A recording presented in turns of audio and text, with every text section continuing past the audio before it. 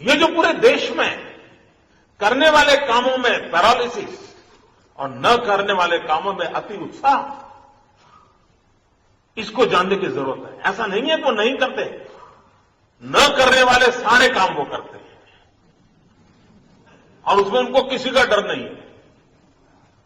करने वाले कामों में ही हमको कानून दिखाते हैं।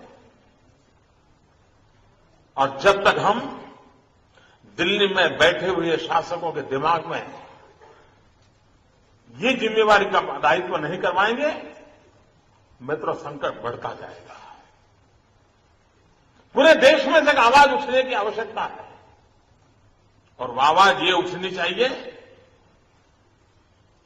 कि जब राज्य कुछ अच्छा करे तो क्रेडिट लेने के लिए तो भारत सरकार उछल करके निकल के आ जाती है मैदान में, क्योंकि आखिरकार राज्यों के परफॉर्मेंस के टोटल से तो दिल्ली का परफॉर्मेंस दिखने वाला है। लेकिन अगर कुछ कठिनाई हो तो सारा राज्यों पर डाल देना, सारी जिम्मेवारी राज्यों की है, इस प्रकार की स्थिति पैदा करना, ये जो रवैया चल रहा है भारत जैसे संघीय ढांचे में, ये देश की एकता और अखंडता के लिए भी मैं समझता हूं गलत रास्ता है। और कभी न कभी दिल्ली में बैठे हुए शासकों ने पूरे हिंदुस्तान को एक साथ लेकर के चलने का मन बनाना पड़ेगा।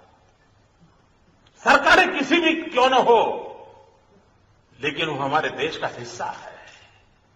शासक कोई भी क्यों न हो, लेकिन जनता जनार्दन ये भारत मां के संतान है, उनके साथ समान व्यवहार होना चाहिए।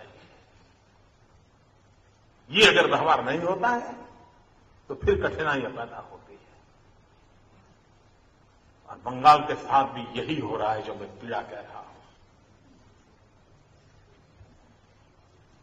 हमारी शायद झेलने की ताकत ज्यादा होगी, लेकिन यहां 32 साल पर तक ऐसे अनेक रोग लग चुके हैं कि झेलने की ताकत भी कम हो गई यहां पर। और इसलिए भाइयों बहनों, ये एक बदलाव की बहुत बड़ी आवश्यकता मुझे लगती है।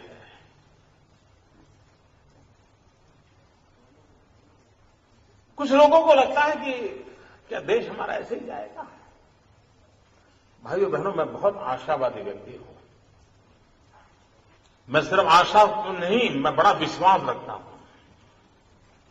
और खोखले नारों से विश्वास का प्रकट पैदा नहीं हो रहा है। मैं अनुभव के आधार पर कहता हूं कि यही सरकारें, यही मुलाजिम, यही दफ्तर, यही फाइलें, यही कारोबार, ये सबके रहते हुए भी यह देश आगे बढ़ सकता है।